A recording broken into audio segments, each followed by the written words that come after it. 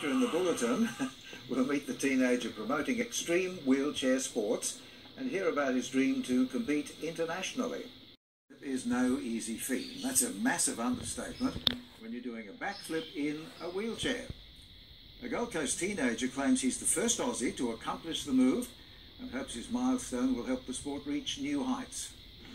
Tim Lachlan is a testament to the saying, practice makes perfect. A week ago, the teenage wheelchair prodigy attempted a backflip again and again and again.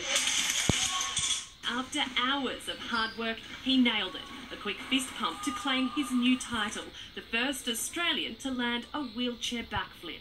And you sit there pinching yourself like, hang on, did I really do that? But this 19-year-old is after more than just bragging rights. It's more or less smashing the barriers and perceptions of people in wheelchairs.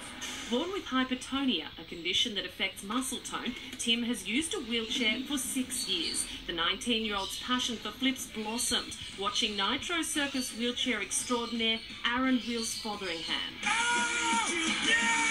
He's now joined the push to have wheelchair motocross recognised as an official Australian sport. Get it going as an organisation, and then we can seek funding and then send a team over to Texas to compete. For now, though, he's basking in the glory of his big achievement. Tamara Bowe, 9 Gold Coast News. Yeah, good on you, Timmy.